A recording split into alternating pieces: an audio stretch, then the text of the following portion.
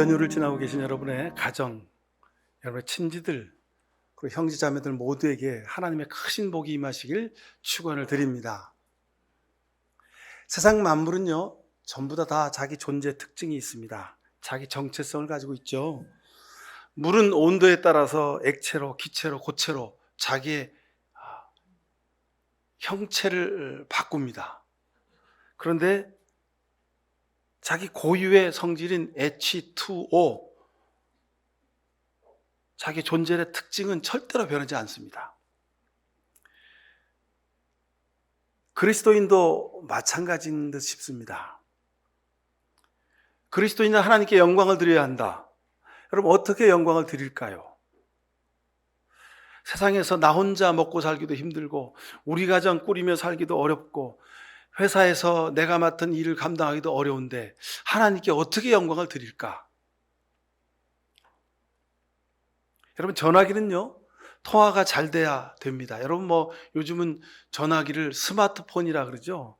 그래서 전화기 선전인지 카메라 선전인지 모를 정도로 그렇습니다만, 그러나 여러분이 아무리 스마트폰이 무슨 인터넷이 잘 되고 사진이 잘 찍혀도요, 전화 안 되면 그건 스마트폰에 기본이 없는 겁니다.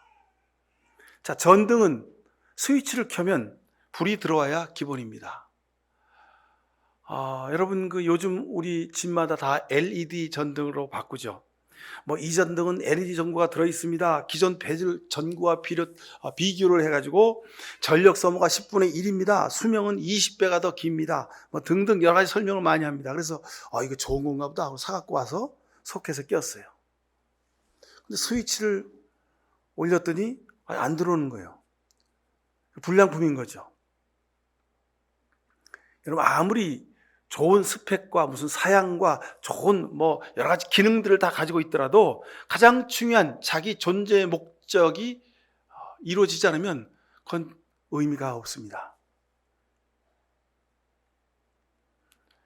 자, 설명과 이론을 넘어서 실제가 중요합니다. 하나님께 영광을 드리는 것이 그리스도인의 사명이다. 이것은 예수를 믿는 우리도 다 아는 사실이고 예수를 안 믿는 사람들도 다 아는 사실입니다. 그런데 하나님께 영광을 드린다. 이거 전부 다 형이상학적이고 추상적인 개념이고 단어입니다. 하나님께 영광을 드린다. 하나님이란 도대체 뭐고 영광이란 도대체 뭘까? 드리는 게 뭘까? 이거 설명하다 보면 복잡하기가 이를 데 없습니다. 이 말은 구체적으로 자신의 삶 속에서 어떻게 하나님이 살아계심을 내 삶을 통해서 보이느냐, 이 문제입니다. 그래서 오늘 설교 제목을 살아내는 믿음 그랬습니다. 자, 믿음 하면 우리가 히브리서 11장은 믿음의 장이다. 우리가 잘 압니다. 예수 믿는 사람은 믿음이 좋아야 한다. 세상 사람들이 다 압니다. 근데 다 아는 그 믿음이 참 설명하기도 어렵고 살아나기도 어려운 것이 현실입니다. 다들 변화에 적응해야 한다고 말합니다. 그래야 생존할 수 있다고 말합니다. 그런데 이 급변하는 세상 속에서요, 우리 모든 것 다 변해도 절대로 변할 수 없는 가치가 있습니다. 그것은 하나님을 향한 우리의 믿음입니다. 이것이 우리 삶의 기본이고 우리 삶의 가장 중요한 기초입니다. 그런데 정신없이 살다 보면 이것을 잊어버리고 내 삶의 기초와 내 기본은 내 능력과 내 삶의 철학, 이것이 될 때가 많이 있습니다. 그러면 여러분 넘어지는 겁니다. 누가복음 10장 25절 이하의 율법교사가 그렇게 말합니다. 선생님, 어떻게 하면 영생을 얻습니까? 예수님이 말씀하십니다. 자, 강도 만나가지고 다 죽어가는 사람이 있다. 그런데 제사장이 그 사람을 보고 피하여 지나갔다. 레위 사람도 그 사람을 보고 피하여 지나갔다. 근데 사마리아 사람이 보고 하다가 죽어가는 그 사람을 보고 가까이 가서 귀를 대보니 심장이 뛰고 있어서 그 사람을 치료하고 들쳐업고 자기 말에 태워서 숙소로 데려가서 그 여관 주인한테 내가 바쁜 일이 있으니 같이 있을 수가 없으니까 내가 돈을 얼마라도 드릴 테니까 당신이 꼭 좀 치료를 하라고, 내가 돈이 더 들면 주겠다고 그렇게 했다는 겁니다. 예수님이 이 말씀을 쭉 설명하고 나서 누가 하나님의 뜻을 행한 사람이냐? 누가 생명을 살린 사람이냐? 그 선한 사마리아 사람인데요. 그럼 너도 가서 그와 같이 해라. 이것이 영생이다. 주님이 말씀하셨습니다. 여러분, 이 말씀이 우리 믿음의 기본이요 성경 말씀의 전체의 압축입니다. 핵심입니다. 예수님의 복음서의 가장 중요한 말씀을 한 구절만 뽑으라면 너도 가서 이와 같이 해라. 이 말씀입니다. 자, 이 말씀은 구원과 영생은 논리나 말이 있지 않고 긍휼히 여기는 내 행동, 실천, 삶에 있다는 말씀입니다. 예수님의 모든 말씀과 성경의 모든 말씀의 핵심이 바로 이것입니다. 영생은 다른 말로 표현하면 믿음으로 사는 삶입니다. 영생, 믿음, 긍휼히 여기는 삶은 서로 다른 글자입니다. 하나님께 영광을 드린다, 이것도 다른 글자입니다. 근데 이것을 한마디로 표현하면 바로 이겁니다. 너도 가서 이와 같이 해라. 율법교사의 추상적인 질문, 형이사학적인 영생의 뜻을 구하는 그 아주 고차원적인 질문 앞에 예수님은 논리나 다른 멋있는 말로 설명하지 않으셨습니다. 죽어가는 생명을 살린 사람이 누구냐? 선한 사마리아 사람이지. 그렇지? 내가 보기에도 그렇지? 그럼 가서 너도 이와 같이 해라. 이것이 영생이고 이것이 구원이다. 여러분, 이것이 우리 복음의 시작이요 완성입니다. 오늘 우리 성가대가 기회 지나가기 전에 어서 추수합시다. 넓은 들에 곡식들이 막 누렇게 익었는데 추수할 사람이 없습니다. 여러분, 이 이야기가 무슨 이야기입니까? 우리의 손과 발을 통해서, 우리의 땀 흘리는 노력을 통해서 추수해야 하나님의 구원과 영생이, 죽어가는 생명들이 구원을 얻을 수 있다는 말씀 아니겠습니까? 저는 예수님의 이 율법교사와의 이 선한 사마리아 사람에 관한 이야기, 대화를 보면서 예수님의 말로 정말 위대한 분이구나를 다시 한번 깨달아 알게 되었습니다. 여러분, 우리 복음은 어렵지 않습니다. 구원과 영생은 아주 간단합니다. 너도 가서 이와 같이 해라. 이것이 복음의 시작이요 완성입니다. 아브라함을 우리가 믿음의 조상이라고 하죠. 그죠? 이유가 있습니다. 25년 동안 하나님이 약속하신 자식을 기다렸습니다. 그래서 창세기 22장에 보면 100살이 되던 해에 아들을 얻었습니다. 이삭이 탄생했습니다. 그런데 그 이삭이 얼마나 이쁩니까? 그래도 어느 날 그 이삭이 아장아장 걷는 때가 되었는데 하나님이 내 아들 이삭을 바치라는 거예요. 하나님의 그 명령과 그 말씀에 하도 기가 차서 아무런 말도 하지 못했습니다. 성경에 그 하나님의 명령 앞에 아브라함이 무슨 말을 한 내용이 한마디도 없습니다. 그냥 단순히 그 말씀을 들은 다음 날 아침 뜬 눈으로 밤을 새우고 아브라함은 어린 아들 이삭에게 등불을 들리우고 불씨를 들게 하고, 그리고 자신은 장작을 메고, 그리고 모리아 산으로 길을 떠납니다. 어린 아들이 묻죠. 아버지, 불도 있고 장작도 있는데 재물은 어디 있어요? 하나님이 준비하실 거야.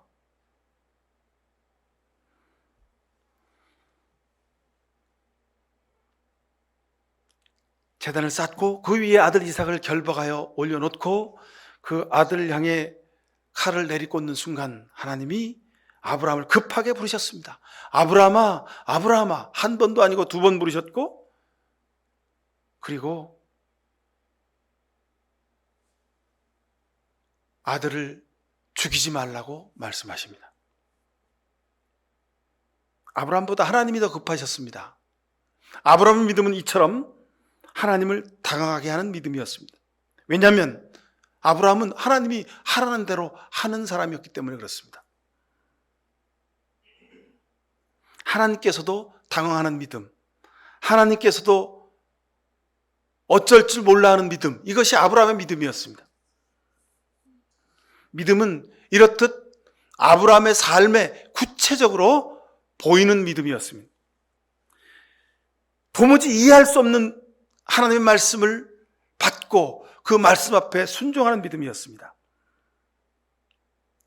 여러분, 아브라함의 이 믿음이 바로 여러분의 믿음 되길 바랍니다. 믿음은 이해하거나 설명할 수 없는 것입니다. 그러기에 순종이 필요합니다. 오늘 본문을 보십시오. 35절, 여러분의 확신을 버리지 마십시오. 그 확신에는 큰 상이 달려 있습니다. 그럼 어떤 확신입니까? 하나님이 내 아버지임을 믿으십니까? 하나님이 창조주이심을 믿으십니까? 예수님이 십자가에 달려 죽으신 것이 내 죄를 사하신 그 놀라운 은혜의 사건임을 믿으십니까? 그것을 믿으면 그것을 버리지 마시길 바랍니다.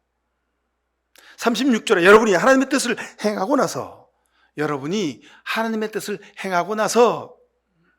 그 약속해 주는 것을 받으려면 인내가 필요합니다. 그랬습니다.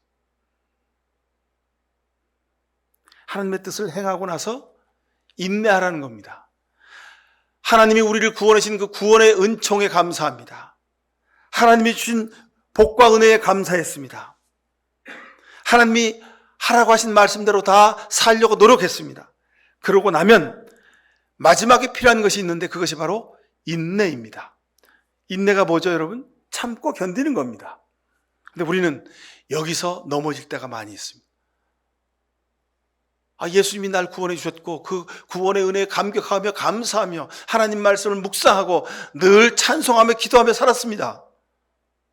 하나님의 뜻을 행하려고 노력했습니다. 하나님, 그런데 왜 안 이루어 주시죠? 하나님, 이게 뭡니까? 그렇게 말할 때가 있습니다. 아브라함도 똑같지요. 하나님의 약속을 25년 기다려서 하나님이 주신 은혜와 복으로 아들 이삭을 얻었습니다. 그 아들 이삭이 무럭무럭 자랐고요. 우리가 온 가족이 믿음으로 살았습니다. 하나님, 그런데 자식을 바치라고요? 하나님, 이게 뭡니까? 이러실 수 있습니까? 아마도 우리는 이 세상 살면서 이런 이해할 수 없고 감당할 수 없고 견딜 수 없는 일 앞에 맞닥뜨려 살고 있는 듯 싶습니다. 38절에 보니까 나의 의인은 믿음으로 살 것이다. 뜬금없이 하시는 말씀입니다. 여러분이 하나님의 뜻을 행하고 나서 그 약속의 연수를 받으려면 인내하십시오. 그리고 조금만 있으면 이제 예수 그리스도가 다시 오실 것입니다. 지체하지 않으실 것입니다. 그리고 나서 의인은 믿음으로 말미암아 살 것이다, 이렇게 말씀하십니다. 왜 뜬금없이 말씀하실까?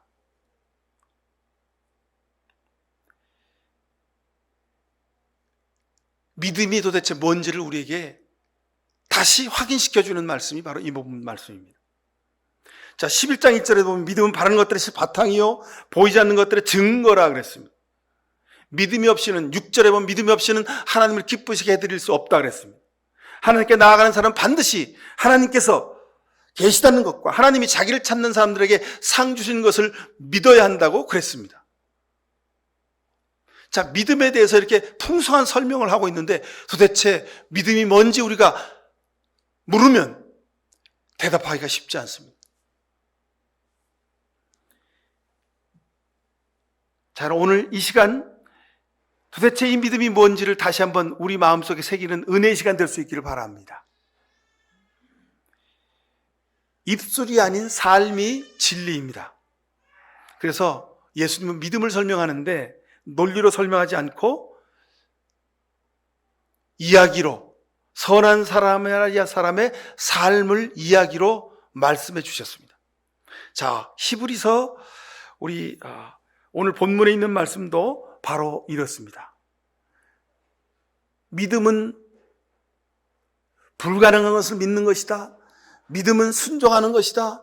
믿음은 도대체 믿어지지 않는 것을 믿는 것이다. 등등 그런 설명을 해야 되는데 그런 설명을 하나도 하지 않으시고 어떻게 말씀하시냐면 7절 이하부터 보십시오.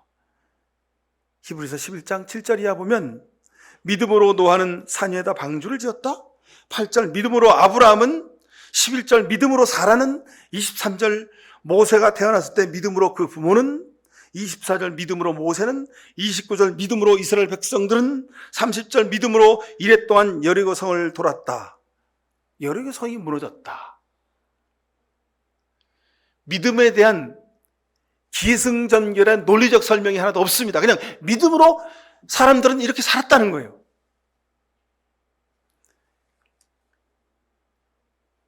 인생 전체를 통해서, 삶을 통해서 믿음은 설명되어지고 보여진다는 겁니다.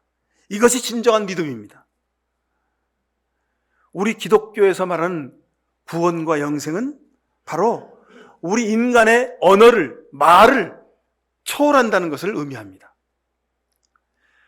여러분 가만히 생각해 보십시오. 하나님이 어떻게 인간이 돼서 세상에 사람의 몸을 입고 오실 수 있습니까? 십자가 달려 죽으신 예수님의 그 보혈이 어떻게 내 죄를 사해 줄 수 있어요? 십자가에서 흘리신 예수님의 보혈이 어떻게 내 죄를 사해 줄 수 있을까요? 여러분 이거 논리적으로 설명하기가 어렵습니다. 저도 신학대학에서요 무슨 속죄론 그래가지고 학부에서도 대학원에서도 뭐 한 학기, 두 학기, 세 학기 배웠는데요. 그걸 다 설명하기가 어렵습니다. 도대체 공부하면 하면 할수록 의문부호만 계속 찍히는 거예요. 그래서 참 놀랍게도요. 신학대학 졸업하고 대학원 졸업하고 그냥 교수님 저는 목회할 수가 없는데요. 입학할 때 50명이 입학했는데 대학원 한 25명이 들어갔어요. 근데 25명이 들어갔는데 목회하는 사람은 한 15명밖에 안 되더라고요. 자, 근데 요즘은 신학대학에요. 입학 정원이 뭐 30명, 40명 그렇게 되는데 10명만 온대요. 그러니 그 중에 목회할 사람이 한두 명밖에 없을 텐데 앞으로 이 땅의 교회들이 어떻게 될까 참 궁금할, 참 너무도 안타까운 것이 현실입니다. 하여튼 여러분, 성경은 믿음에 대해서 하나님께 영광을 드리는 것에 대해서 논리적으로 설명한 구석이 한 구석도 없습니다. 삶이 중요하다는 겁니다. 살면서 어떻게 그 사람이 하나님을 고백하고 그 삶을 통해서 하나님을 믿는 모습을 보여줬는가, 이것이 중요하다는 겁니다.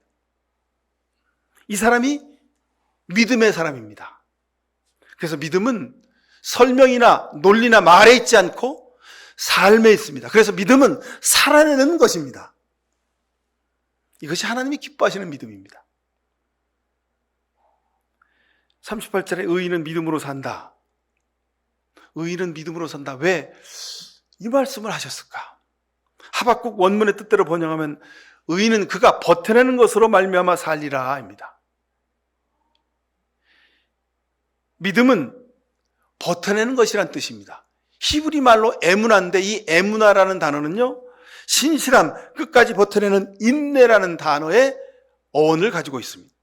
믿음은 그러기에 견디는 것입니다. 믿음은 인내하는 것입니다. 그래서 36절에 여러분이 하나님의 뜻을 행하고 나서 그 약속해 주신 것을 받으려면 인내가 필요합니다. 그렇게 말씀하시면서 38절에 나의 의인은 믿음으로 살 것이다 말씀하신 이유입니다.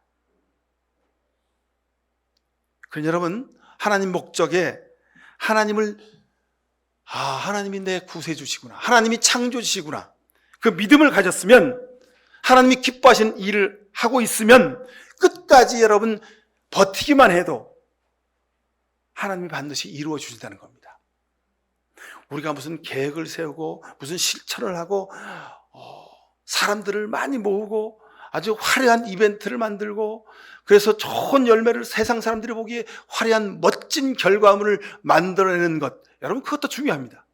근데 그것을 넘어서서 믿음은 하나님이 창조주이심을 믿고, 내가 그 하나님의 자녀이심을 믿고, 그리고 하나님이 내 삶에 함께 하심을 믿고 끝까지 버텨내기만 해도 하나님이 반드시 이루신다는 것입니다.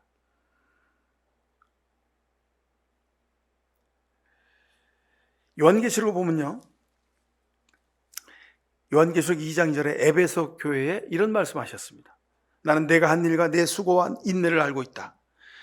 또 나는 내가 악한 자들을 참고 내버릴 수 없었던 것과 사도가 아니면서 사도로 자칭한 자들을 시험하여 그들이 거짓말쟁이임을 밝히는 것도 알고 있다. 너는 참고 내 이름을 위해 고난을 견뎌내고 낙심한 적이 없다 그랬습니다. 에베소 교회가 견디고 참고 낙심하지 않고 견뎌냈다는 겁니다. 서머나 교회도 이렇게 말씀하십니다. 나는 내가 당한 환난과 궁핍을 알고 있다. 왜 환난을 당하고 왜 궁핍했습니까? 믿음을 지키느라고. 그래서 10절에 보니까 내가 장차 받을 고난을 두려워하지 말아라. 보아라, 악마가 너희를 시험하여 넘어뜨리려고 너희 가운데서 몇 사람을 감옥에다 집어넣으려고 한다. 죽도록 충성해라. 그래야만 내가 생명의 면류관을 내게 줄 것이다. 죽도록 충성해라. 여기서 말하는 충성이란 단어가 의인은 믿음으로 말미암아 살리라 하는 이 믿음이란 단어와 같은 어원을 가지고 있습니다. 충성은 끝까지 감당하는 겁니다. 끝까지 벼텨내는 겁니다. 계시록 22장 10절에도 보면 버가모 교회에 주신 말씀에서도 13절에 하반절에 보니까 너는 내 이름을 굳게 붙잡고 죽임을 당할 때에도 나를 믿는 믿음을 저버리지 않았다고 기록하고 계십니다. 죽임을 당할 순간에도 너희는 믿음을 저버리지 않았다는 거예요. 계시록 2장 19절에 보면 두아디로 교회에도 이런 말씀하십니다. 나는 내 행위와 내 사랑과 믿음과 섬김과 오래 참음을 알고 있다 그랬습니다. 에베소 교회, 서머나 교회, 버가모 교회, 두아디라 교회, 이 교회에게 칭찬하셨는데 그 말씀 중에 한결같이 공통에 들어가 있는 말씀이 있습니다. 공통 분모가 있는데 뭐냐면 버티고 견디고 인내하고 충성했다는 겁니다. 그럼 이것이 믿음의 핵심입니다. 제가 설교 모두에 말씀드렸죠. 물이 얼음덩어리가 되고 물이 출렁이는 액체가 되고 물이 또 끓어서 기체가 되더라도 절대로 변하지 않는 그 수소 2개, 산소 하나에 자기의 분자식을 끝까지 가지고 있다는 겁니다. 우리 믿음의 그 깊이의 내용에 바로 H2O가 바로 이런 것입니다. 견디는 겁니다. 여러분, 길이 보이지 않아도 걸어가십시오. 여러분이 걸어가는 길이 하나님이 열어주시는 길이 될 것입니다. 세상 사람들은요, 계획을 세우고 분석하고 서로 토론해서 그리고 계산기 두드려서 그래서 자기에게 이익이 되고 가능성이 있는 길, 계획, 대책을 수립하고 그 일을 합니다. 그런데 여러분, 길이 보이지 않을 때가 많습니다. 길이라고 여기고 분명히 갔는데 그 길이 아니에요. 자, 홍해바다가 앞을 가로막고 있습니다.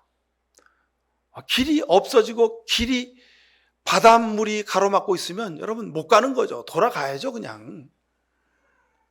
그런데 성경은 이 홍해바다는 장애물이 아니라 하나님이 기적의 길을 내시기 위한 하나님의 기적의 장치였다고 하는 것을 우리는 성경을 통해서 봅니다.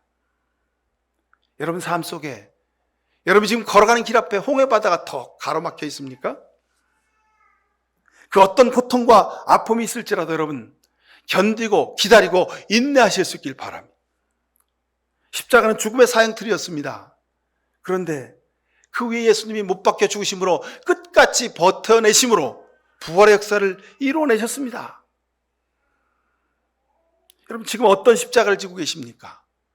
힘들어도 견디기 어려워도 그 십자가 끝까지 지십시오. 이것이 믿음이고 이것이 하나님이 여러분에게 바라시는 겁니다. 하나님의 영광을 위하여 산다는 그 말씀의 핵심입니다. 하나님의 약속이 실현되는 그날까지 여러분 버텨내는 겁니다. 길이 보이지 않아도 예수님과 하나님과 함께 있으면 바로 그 자리가 길이 될 것입니다.